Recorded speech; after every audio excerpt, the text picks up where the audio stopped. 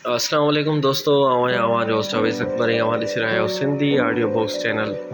दोस्तों, अॼु जो जेको नॉविल आहे उहो हिकु औरत जो आहे जंहिंजो उनवान आहे क़ैदियानी जी कथा women at point zero. Novel जो मौज़ू औरत जी मज़लूमियत आहे। हर पुठिते पियल समाज में औरत हर तरह सां ॾाढ जो शिकार रही आहे। पोइ इहा असांजे मुल्क जी औरत हुजे या कंहिं एशियाई या अफ्रीकी मुल्क जी। ही नाविल जीअं त मिस्र जे माहौल में लिखियो वियो आहे, उन करे असांखे नाविल में इहो पढ़ण लाइ मिले थो त अरब दुनिया अंदरि औरत जो कहिड़े नमूने इस्तेहसाल थिए थो। ही हिकु अहिड़ी औरत जो दास्तान आहे जंहिंखे ॼमंदे ई ॾुख मिलिया। हू पंहिंजनि तोड़े परावनि हथां ॾंग बि रही, जंहिं लाइ शाह साईं चयो आहे, सुरजेस त सूर सामाणी त सुख वया। नाविल जो मरकज़ी किरदारु फिरदौस आहे, जेका किन मजबूरियुनि सबबि वैश्या जो पेशो अख़्तियार करे थी, पर उन में बि पंहिंजी अना खे मजरूह थियण नथी ॾिए। संदसि ख़्यालु आहे त जिस्म संदसि जो आहे, उन करे मर्ज़ी बि संदसि जी हलंदी। 1975 में हिन पहिरियों भेरो इहो तसवुरु ॾिनो, मुंहिंजो जिस्म मुंहिंजी मर्ज़ी। उन तसवुर खे अॻिते हली किन तहरीकुनि जनम ॾिनो, इहो असां हाणे पढ़ंदासीं। ऐं दोस्तों, हाणे तव्हां ॿुधो हूंदो त मेरा जिस्म मेरी मर्ज़ी, त इहो हाणोको न आहे, इहो पहिरियां खां ई जुमिलो हलंदो ईंदो आहे। दोस्तों, हिन नॉविल जो राइटर आहे नवाल अल सदावी ऐं सिंधीकार आहे कुर्बान चन्ना। त अचो त नॉविल खे शुरू खां पढ़ूं था। हीअ हिकु नारी जी सची कहाणी आहे। कुझु साल अॻु मां साणसि कनातीर जे जेल में मिली हुयसि। मां उन्हनि ॾींहंनि में अहिड़ी क़ैदी नारियुनि ते तहक़ीक़ करे रही हुयसि, जिन खे मुख़्तलिफ़ ॾोहनि में सज़ाउनि एवज़ जेल में वाड़ियो वियो हुयो। जेल जे डॉक्टर ॿुधायो त इन नारीअ खे हिकु मर्द खे क़त्ल करण जे ॾोह में फांसीअ जी सज़ा ॿुधाई वई आहे। हिन जी आदत, मिज़ाज ऐं तबियत ॿियनि मिणनी क़ैदियुनि खां मुख़्तलिफ़ आहे। तव्हांखे कंहिं बि जेल में अहिड़े क़िस्म जी नारी न मिलंदी। हूअ मुलाक़ात लाइ आयल कंहिं बि माण्हूअ सां नाहे मिलंदी ऐं न ई कंहिं सां ॻाल्हाईंदी आहे। हू अक्सर मानीअ खे हथ बि नाहे लाहींदी ऐं राति जो निंड बि कान अथसि। जेल जी निगरानी ॿुधायो त अक्सर हूअ वेठे आसमान खे पिए घूरींदी आहे। हिकु ॾींहुं हिन काग़ज़ ऐं कलम जी घुर कई ऐं बग़ैर कुझु लिखण जे कलाकनि जा कलाक काग़ज़ खे गौर सां तकींदी रही। निगरान उहो बि अंदाज़ो न लॻाए सघियो त हू कंहिंखे ख़त लिखणु चाहे पई या ॿियो कुझु। शायदि हू कुझु बि लिखणु न पिए चाहे। मूं जेल जी डॉक्टरनी खां पुछियो, छा हूअ मूंसां मिलणु पसंदि कंदी? आउं कोशिशि कंदसि त हूअ असां सां मिलण लाइ राज़ी थिए। हिन चयो, मां हिन खे इहो सम्झाइण जी कोशिशि कंदसि त अव्हां नफ़्सियात जा माहिर आहियो, न कि वकील या का उन जे साथण। त पोइ मुमकिन आहे त हूअ अव्हां सां मिलण ते आमादगी ॾेखारे। हूअ मुंहिंजे सवालनि जा जवाब बि नाहे ॾींदी। रहम वारी दरख़्वास्त ते बि सही करण खां इनकार थी करे, त जीअं मुल्क जे सदर पारां संदसि फांसीअ जी सज़ा उम्र क़ैद में तब्दील न थी सघे। हिन जी जान बख़्शण वारी दरख़्वास्त कंहिं तयारु कई आहे? पुछियोमांसि। मूं ठाही आहे, डॉक्टर जवाबु ॾिनो। मुंहिंजी दिलि चवे थी त हूअ नारी क़ातिल नथी थी सघे। जेकॾहिं तव्हां हिन जो ज़ाहिरी ॾेख वेख या लिबास ॾिसो, संदसि अखियुनि जी गहराईअ में ॾिसो, त तव्हांखे बि यकीन अची वेंदो त अहिड़े क़िस्म जी मौतबर नारी क़त्ल नथी करे सघे।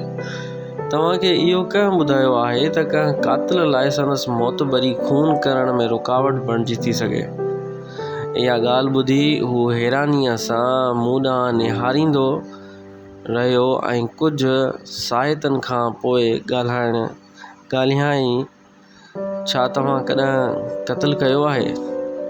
मां मोतबर त न आहियां, मूं जवाबु ॾिनो। हुन मुंहुं ॿिए पासे फेरे छॾियो ऐं हिक सोढ़ी गिड़कीअ ॾांहुं इशारो कंदे चयो, हूअ उन कोठड़ीअ में बंदि आहे। मां कोशिशि करियां थो त हू अव्हां सां मुलाक़ात करण लाइ राज़ी थिए। इहा गुफ़्तगू हुई डॉक्टर जी ऐं राइटर जी। थोरी देरि खां पोइ हू वापसि मोटी आयो। साणसि फिरदौस गॾु न हुई। हिन मूंसां मिलण खां इनकार करे छॾियो। हुन ॾींहुं मां ॿियनि केतिरनि नारियुनि सां मिलण आई हुयसि, पर फिरदौस जे न मिलण वारी ॻाल्हि मूंखे ॾुखाए विधो। हू ऐं मां बग़ैर कंहिं सां मिलण जे कार में वेही एक्सीलेटर ते ज़ोर ॾिनो। घर पहुतसि त मूं खां को बि कमु न निबिरियो। मूंखे पंहिंजे नएं किताब जो मसूदो तयारु करे उन ते नज़रसानी करणी हुई, पर मुंहिंजो ज़हन हिक ई ॻाल्हि ते टिकियो बीठो हुयो।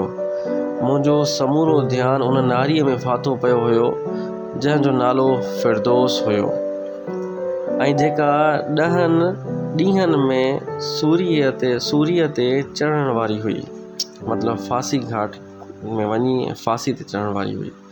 ॿिए ॾींहुं मां सवेर भरो ई ॿीहर जेल पहुतसि ऐं उते बीठल मुहाफ़िज़ नारीअ खे फिरदौस सां मिलण लाइ चयुमि। हिन जवाबु ॾिनो, को फ़ाइदो नाहे डॉक्टर, हूअ तोसां कॾहिं बि मिलण ते राज़ी नथी थी सघे। छो? थोरनि ई ॾींहंनि में हिन खे फांसी ते टंगियो वेंदो। हिन सां मिलण जो को फ़ाइदो कोन्हे।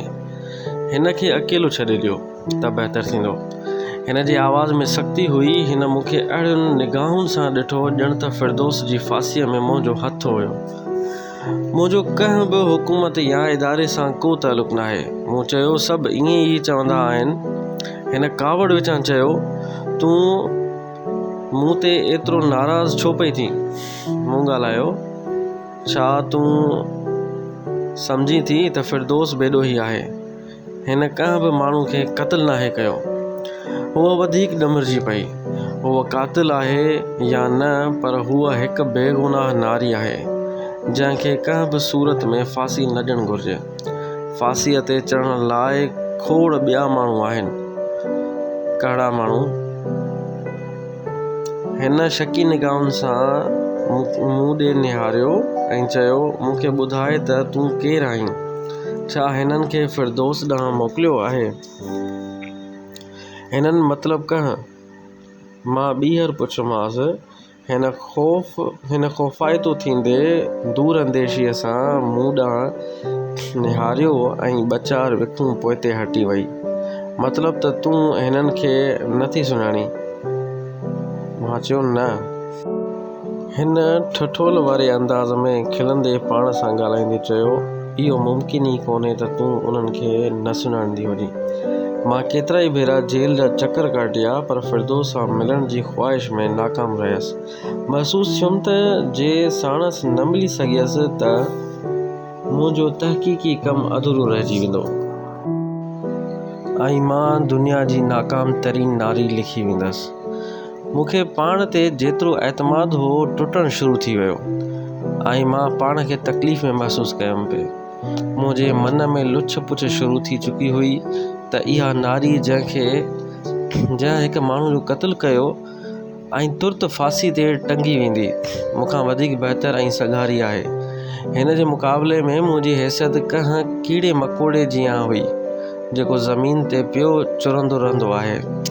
जॾहिं बि मां मुहाफ़िज़ नारीअ जे अखियुनि में संदसि ग़म ऐं गज़ब जे तासुर खे ऐं जेल जे डॉक्टर जी उन ॻाल्हि ते खे गौर कंदी आहियां त फिरदौस खे कंहिं बि क़िस्म जी परवाह कान्हे।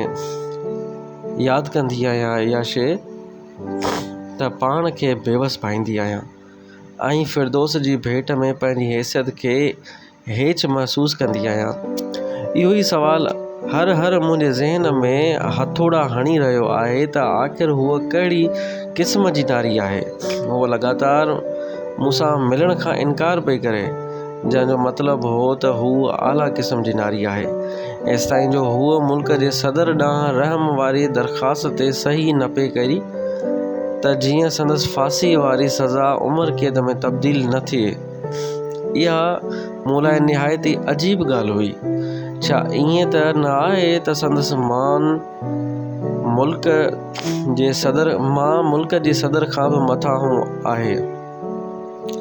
संदसि मान मुल्क जे सदर खां बि मथां आहे। सभु कोशिशूं बेकार थी वियूं। सोचियुमि त मां भली केॾा बि जतन करियां पर इहा नारी मूं सां न मिली सघंदी, छो त हूअ समूरनि मर्दनि तोड़े नारियुनि जिन खे असां सुञाणूं था खां वधीक रुतबे ऐं शान शौकत वारी आहे। मुंहिंजी निंड हराम थी चुकी हुई। सुम्हण जी कोशिश बि ॼण त फिरदौस सां मिलण जी कोशिश हुई। दिलि में उन सोच घर करे छॾियो हुयो त आख़िर हिकु नारी ॿी नारी सां मिलण खां इनकार छो पई करे। किथे हूअ मूंखे सुञाणे त नथी? थी सघे थो उन लाइ न मिलंदी हुजे, पर हूअ त कंहिं सां बि नथी मिले, उन करे मूं सां बि नथी मिले। मां बहरहाल ॿिए ॾींहं बि जेल हली वियसि।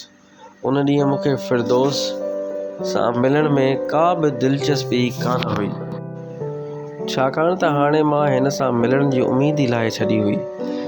मूं चाहियो पिए त जेल जे डॉक्टर या उन मुहाफ़िज़ नारीअ सां मुलाक़ात करियां। डॉक्टर त अञा न पहुतो हुयो, पर मुंहिंजी उन मुहाफ़िज़ नारीअ सां मुलाक़ात थी वई। मां पुछियो, छा फिरदौस मूंखे सुञाणे थी?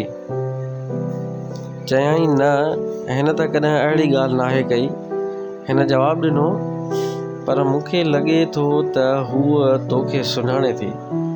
तूं इहो कीअं थी चई सघीं त हूअ मूंखे सुञाणे थी? मुहाफ़िज़ चयो, मूंखे लॻे थो। मुंहिंजे बुत मां साहु छॾाइजी वियो हुयो ऐं मां पथर वांगुरु ॼमी वई हुयसि। मुहाफ़िज़ नारी पंहिंजे कम सां लॻी वई। मुंहिंजे लिङनि में साहु ई कोन हुयो जो अॻिते रिढ़ी हितां निकिरी वञी कार में वियां। मुंहिंजो पूरो जिस्म ॻोरो थी चुको हुयो। हिकु वज़नी क़िस्म जे अहसास अंदर में जनम वरितो ऐं मुंहिंजे दिलि ॿुॾण लॻी। ईअं महसूस थियो त मुंहिंजा क़दम ज़मीन अंदरि घिड़ी विया हुजनि ऐं मां का बि हरकत करण जी हालत में न हुजां। ॼण आसमान ते ॻाढ़ाण जो रंग तब्दील थी वियो हुजे, ज़मीन कारी थी वई हुजे ऐं हिकु ॻरी कुवत मूंखे अञा वधीक ज़मीन में अंदरि धिकींदी वई। इहा साॻी कैफ़ियत घणा साल अॻु बि मुंहिंजे तॾहिं थी हुई जॾहिं कंहिं शख़्स सां मूंखे हिक तरफ़ी मुहबत थी हुई। हिन माण्हूअ मुंहुं छा मोड़ियो, ॼण पूरी दुनिया ई मटिजी वई। भायो हुयुमि त मूंखे ॻभा करे उछलियो वियो आहे। पाण खे संभालियुमि, जेतिरो वस हलियो सिधी थी बीठसि ऐं उभा साह खणण लॻसि ऐं ईअं कुझु सामत में आयसि। हेॾां होॾां नज़र डोड़ियमि त पाण ते हैरत थियण लॻी, छो त जेल में बीठे मूंखे घणो वक़्तु गुज़री चुको हुयो। उन वक़्तु साॻे मुहाफ़िज़ नारीअ टाइलिस वारो फर्श पिए साफ़ कयो। मुंहिंजे ज़हन में संदसि लाइ शदीद नफ़रत पैदा थी। हाणे मुंहिंजी नज़र में हूअ हिकु ॿुहारीदार हुई जेका फर्श साफ़ करे रही हुई, न के का पढ़ियल लिखियल नारी। पोइ भला इहो कीअं मुमकिन हो त मां इहा ॻाल्हि क़बूल करियां त हिन जा जज़्बा वाक़ई सचा आहिनि। दर हक़ीक़त फिरदौस इहा ॻाल्हि कान कई हुई त हूअ मूंखे सुञाणे थी। इहो त महज़ हिकु मुहाफ़िज़ नारीअ जो गुमान हुयो। पोइ मां छो उन ॻाल्हि खे ॻंढ ॾेई बीहां त फिरदौस मूंखे सचुपचु सुञाणे थी। जेकॾहिं हू मूंखे सुञाणे नथी ऐं मिलण खां बि इनकार थी करे त इहो वॾो मसइलो त कोन्हे जंहिंजो एॾो अरमान कयो वञे। फिरदौस जो न मिलणु रुॻो मूंसां वाॻियल न हो, हिन त हरनी सां मिलण खां इनकार करे छॾियो हुयो। हूअ त हर बशर खां भाॻी हुई। मूं इरादो कयो त हितां हलणु घुरिजे ऐं इहो सोची पंहिंजे कार ॾांहुं क़दम वधायुमि। उन महिल मुंहिंजे अंदर में फितरी अहसास जनम वरितो। सोचणु लॻसि त हिक महक़क़ खे इहो जुगाए नथो त हू अहिड़े क़िस्म जो रवैयो अख़्तियार करे। मूंखे पाण ते खिल अची वई। कार जो दरवाज़ो खोलण वक़्तु यादि आयुमि त मां हिकु डॉक्टराणी आहियां ऐं मुंहिंजो हिकु पंहिंजो दर्जो आहे। मां जहिड़ी बि आहियां, पर हिकु डॉक्टराणी जी हैसियत सां घटि में घटि उन नारीअ खां त बहितर आहियां जंहिंखे क़त्ल जे ॾोह में मूं ते मौत जी सज़ा ॿुधाई वई आहे। पंहिंजी ज़ात जे हवाले सां मुंहिंजी सोच जंहिंखे मां कॾहिं बि न आहियां विसारींदी, आहिस्ते आहिस्ते वापसि अचणु लॻी। कार में चाबी घुमाए एक्सीलेटर ते ज़ोर ॾियण लाइ पेर खयुमि। उन नाकामीअ जे अहसास खे जेको मुंहिंजे ज़हन ते सवार थी चुको हो, पंहिंजे पेरनि सां चीप भाटे छॾियो। उन क़िस्म जो अहसास इंसान जे अंदर में तॾहिं जनम वठंदो आहे जॾहिं हू पाण खे ॿियनि खां घटि सम्झंदो आहे। ओचितो मूंखे पोयां हिकु आवाज़ु ॿुधण में आयो जेको इंजण जे खड़के खां बि वधीक कड़केदार हुयो। डॉक्टराणी साहिबा, इहो हिन पहरेदार नारीअ जो आवाज़ु हो जेका मुंहिंजे पोयां जोड़ींदे पे आई ऐं ड्रिघा साह खणी रही हुई। इहो संदसि अणपूरो सॾु ईअं हुयो जेको मां कॾहिं कॾहिं ख़्वाबनि में ॿुधंदी आहियां।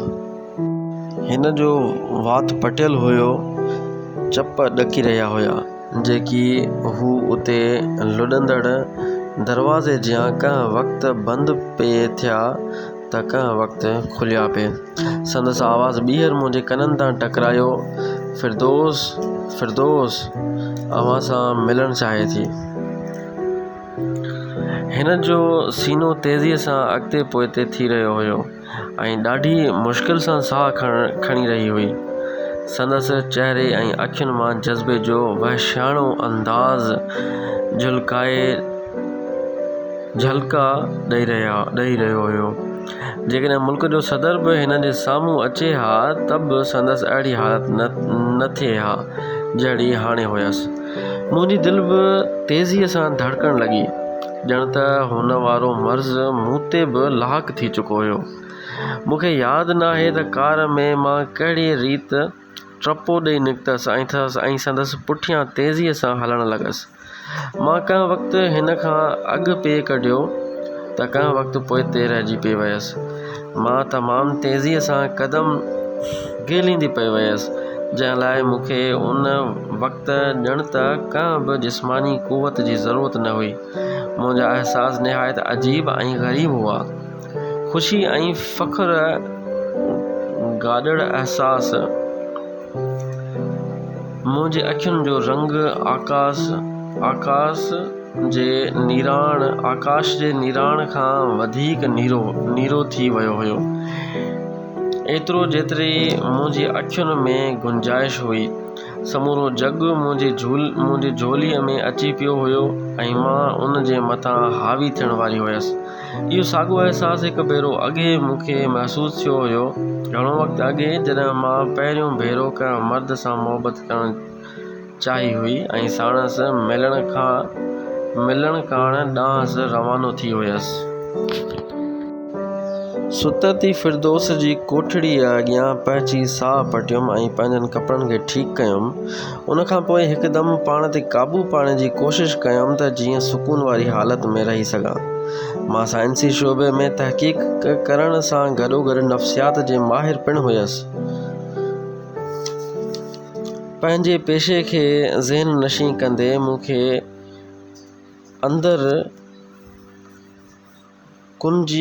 अंदरि कुंजी घुमण जो आवाज़ु ॿुधण में आयो। इहो सनो आवाज़ बि ईअं महसूसु थियो ॼण कंहिं ख़ौफ़ाइती रड़ कई हुजे। मां हिकदमि पाण खे संभालियो त मुंहिंजे लिङनि में साहु पइजी वियो ऐं ईअं मूं पंहिंजे हथ में पकड़ियल चमड़े जे पर्स खे वधीक मज़बूत करे झलियो। उन वक़्तु मुंहिंजे अंदर में हिकु आवाज़ु बुलंद थियो त इहा नारी जंहिंजो नालो फिरदौस आहे केरु थी सघे? छा हूअ का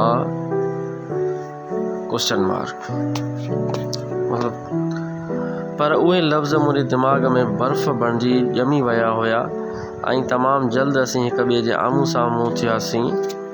मुंहिंजा पेर ॼण त ज़मीन में अंदरि लही विया हुआ।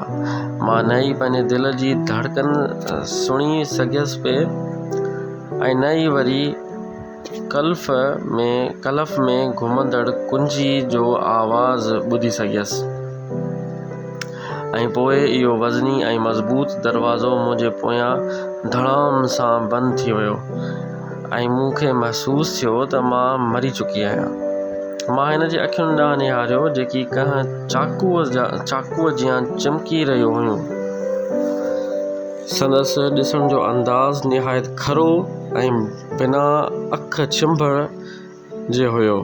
संदसि चहिरे जी मास में हिकु बि घुंज नज़र न आयो। मां पंहिंजे ख़्यालनि में ॿुॾल अलाए किथे वञी पहुती हुयसि त हिकु आवाज़ु ॿुधण में आयो। इहो फिरदौस जो आवाज़ हो, दॿियल पर तसल्लीअ वारो ऐं तिखे चाकूअ वांगुरु वढींदड़। उन आवाज़ जो अंदाज़ कुझु अहिड़ी रीति हो जंहिंजो तासुर थोरो बि पंहिंजी जाइ तां न हटियो ऐं जंहिंमें ज़रे बराबरि बि लचक महसूसु कान थी। मां खेसि ॿुधी वरितो ऐं हू मूं सां ॻाल्हाइण लॻी। हूअ दरी बंदि करे छॾी। मूं जल्दी दरीअ ॾांहुं कदम वधाए उनखे बंदि करे छॾियो ऐं पोइ ॾाढो महतात थी हेॾां होॾां ॾिसण लॻसि। हिन कोठड़ीअ में ॿियो कुझु बि नज़र न आयो, न कुर्सी, न खट, न ई का ॿी अहिड़ी शइ जंहिं ते वेही सघिजे। हिन जो ॿीहर आवाज़ु ॿुधण में आयो। ज़मीन ते वेही रहियसि।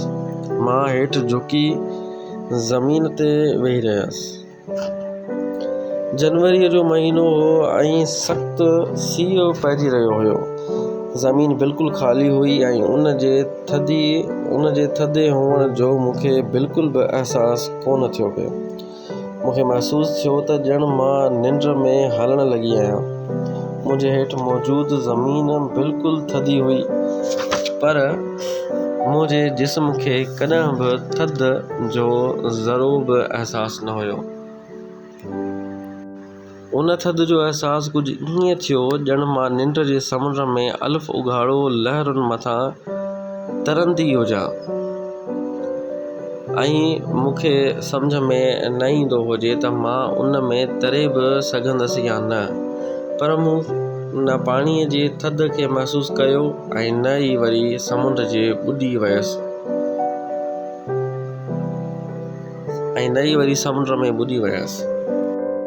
हिन जो आवाज़ु मूंखे ईअं पिए ॿुधण में आयो ॼण को ख़्वाब ॻाल्हाईंदो हुजे या को ॾूरानो आवाज़ु मुंहिंजे कननि ताईं पहुचंदो हुजे।